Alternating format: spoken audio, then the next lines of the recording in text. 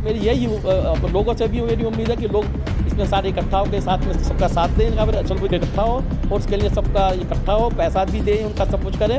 और सरकार से भी मेरा निवेदन है कि सरकार भी इसमें थोड़ा सा गंभीरता से थोड़ा सोचेंगे। हम बहुत निष्ठ माइनॉरिटी है और जो हमारे ऊपर जो हमारे धार्मिक को इसको सील करने की बात चल रही है, सरकार इसको तोड़ना चाहती है।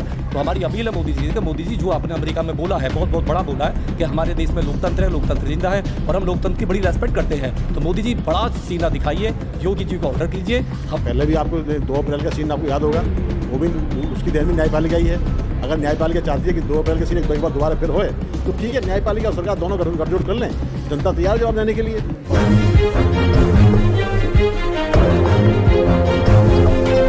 नमस्कार दोस्तों, नेशनल इंडिया न्यूज़ देख रहे हैं आप और मैं सुशील कुमार। मैं इस वक्त नोएडा में सेक्टर 11 में सिद्धार्थ बुद्ध विहार पर हूँ, जिसको लेकर के पिछले काफ़ी दिनों से आप देख रहे हैं खबरों में कि नोएडा अथॉरिटी की तरफ से उसे सील करने का जो है वो आदेश दिया गया। लेकिन उसके बाद यहाँ की जो कमेटी है वो कोर्ट गई और कोर्ट की तरफ से जो है जो पैसा जो दिया गया 1 करोड़ रुपए की रकम का जो है वो भुगतान करने के लिए कहा गया है। तो यहाँ पर आज तमाम लोग इकट्ठे हुए हैं, उस कोर्ट के ऑर्डर को लेकर के विचार विमर्श किया गया है, किस तरह से बुद्ध विहार को बचाने की जो है वो लड़ाई लड़ी जाए, जिसमें तमाम लोग सिद्धार्थ गौतम जी, बहन जी के भाई। आपसे पहले मैं जानना चाहूँगा सर, ये जो जिस तरह से नोएडा अथॉरिटी का ये आदेश आया है, किस तरह से देख रहे हैं कि क्या सर इसमें समाधान निकलेगा? सर प्रथम मैं ये कहना चाहूँगी, समाधान तो सबसे पहले यही है कि हमें सबसे पहले तो सरकार से निवेदन है कि हमारे योगी जो मुख्यमंत्री हैं यहाँ के, वो हमारे धार्मिक हैं। तो ये धर्म का मामला है और धार्मिक है, धार्मिक तो धर्म ही धर्म होता है, ये नहीं कि हिंदू है या कुछ है। तो उनको इस मामले में आगे आना चाहिए और उनको अपने अधिकारी को बोलना चाहिए कि इसको माफ़ करें और हमें उससे मिलें, क्योंकि ये कोई ऐसा नहीं है। और दूसरा, ये कोई जिस तरह से करा गया है, ये इतने सारे कोई धर्म का मामला, ठीक है कि इसमें थोड़ी गलती हो गई है, लोगों ने दिया, हम तैयार है देने के लिए, पैसा देने के लिए। लेकिन सर में यही रिक्वेस्ट है कि उसको माफ, जिसका इंटरेस्ट है माफ़ कर दिया जाए। क्या रह जाता है, धर्म का मामला, किसी का फ़ायदा होने वाला। तो मेरी यही लोगों से भी मेरी उम्मीद है कि लोग इसमें सारे इकट्ठा होकर साथ में सबका साथ दें, सब कुछ इकट्ठा हो और उसके लिए सबका इकट्ठा हो, पैसा भी दें, उनका सब कुछ करें। और सरकार से भी मेरा निवेदन है कि सरकार भी इसमें थोड़ा सा गंभीरता से थोड़ा सोचे। यही मेरी सर 10 लाख का 1 करोड़ रुपए का जो है वो कोर्ट की तरफ से कहा गया है, उस पर क्या कहेंगे? वो सही नहीं लगता है मुझे, क्योंकि ये कोई पैसा तो कोई कमाया जाए, इंस्टीट्यूशनल के नाते बाद ये तो इन्होंने पैसा थोड़ी कमाया है, ये तो एक लोगों की सेवा के लिए है।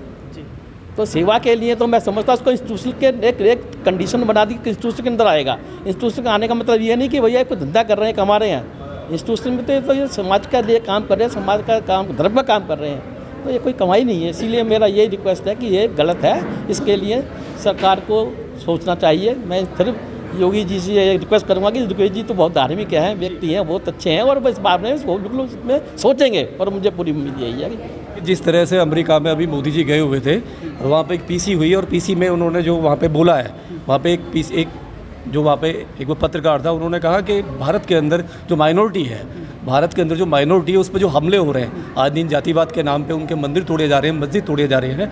तो हमारी ये अपील है कि जो हमारा केस माइनॉरिटी का केस है, हम बहुत निष्ठ माइनॉरिटी है और जो हमारे ऊपर जो हमारे धार्मिक को इसको सील करने की बात चल रही है, सरकार इसको तोड़ना चाहती है।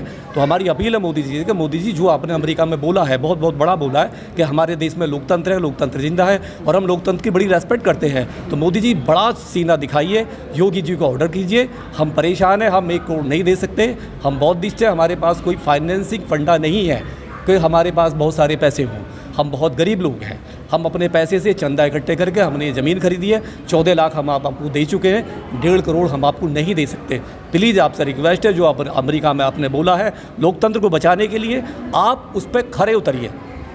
शायद जो अधिकारियों ने आदेश दिए हैं, वो जिस संस्था में बैठे हुए हैं उसके मैनुअल को शायद उन्होंने नहीं पढ़ा है, क्योंकि जो अथॉरिटी का जो एक्ट है, authority no loss no profit पे काम करती है।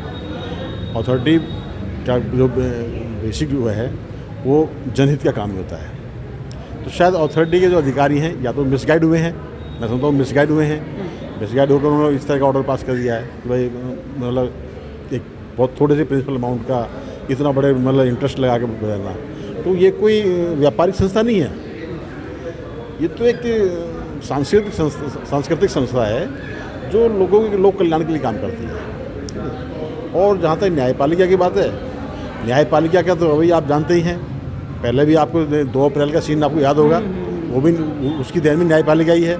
अगर न्यायपालिका चाहती है कि 2 अप्रैल के सीन एक बार दोबारा फिर होए तो ठीक है, न्यायपालिका और सरकार दोनों गठजोड़ कर लें, जनता तैयार जवाब देने के लिए, और निश्चित जवाब दिया जाएगा, आर्थिक रूप से दिया जाएगा, जनमत से भी दिया जाएगा। जनता बिल्कुल तैयार, पीछे हटने के लिए तैयार नहीं है, जवाब बिल्कुल दिया जाएगा, लेकिन नियम से दिया जाएगा, तर्कसंगत दिया जाएगा, और अंततः जीत हमारी होगी, उनको वापस होना पड़ेगा।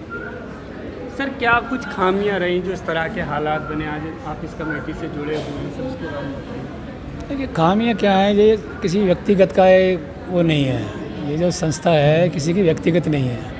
आते हैं लोग, चले जाते हैं, कोई 1 साल के लिए, कोई 2 साल के लिए। अब मान लीजिए पुराने लोगों के पास कागज़ रहे या कितना जमा किया नहीं किया, कुछ दिन तक ये संस्था बंद सी पड़ी रही, नहीं पता लगा, भूल गए, और उन्होंने यहाँ पर जो है ये मंदिर बना लिया। अब अगर इतना बड़ा इनका ऑफिस है नोएडा अथॉरिटी का, वो किस लिए है? वो इसलिए ही है कि अगर कोई उनकी प्रॉपर्टी कहीं से उसको जो है पैसा नहीं मिल रहा है जो उनका ड्यू है, तो उनको आगाह करे कि भाई आप पे इतना पैसा है, आप दीजिए। लेकिन वो सोते रहे 20 साल तक, क्योंकि उनको पता 18% का ब्याज तो कहीं मिल ही नहीं रहा आजकल, और वो भी चक्रवर्ती ब्याज, कहीं इतनी इनकम हो जाएगी क्या? तो इस लालच में वो तो उनकी तो इनकम चल रही थी, वो शांत बैठे रहे, और हमारे तुरंत जब मोटा अमाउंट होगा उन्होंने डंडा कर दिया। तब हमें 1 साल भी नहीं दिया जा रहा, 2 साल भी नहीं दिए जा रहे, 6 महीने भी नहीं दिए जा रहे, और उन्होंने सिर्फ चस्पा करके गेट पर और इसे सील करने के लिए आ गए। ये कौन सा तानाशाही है? कोई धार्मिकता है नहीं है बची इंडिया के अंदर। तो सोच समझ के करना चाहिए कि ये इंस्टीट्यूशनल कमाई वाला साधन नहीं है। यहाँ तो लोगों के लिए वो काम हो रहा है जो गवर्नमेंट पैसे देकर भी नहीं करवा पा रही है। अम्बेडकर साहब का समाज है, शांत नहीं बैठेगा। ये सरकार की भूल है और यहाँ की व्यवस्था की भूल है कि हम जो चाहे वो कर देंगे, ऐसा समय नहीं है। ठीक है, आप सब लोगों का धन्यवाद। तमाम लोगों से जो बातचीत मैंने यहाँ पर की, बुद्ध विहार में हम लोग यहाँ पर थे, और 1 करोड़ रुपए का जो है यहाँ देने की बात कही गई है कोर्ट की तरफ से, उसको लेकर के विचार विमर्श और रणनीति बनाई जा रही है। इस खबर में सिर्फ इतना ही। आप लोगों की क्या राय कमेंट करके ज़रूर बताइए। सरवन कुमार के साथ मैं सुशील कुमार।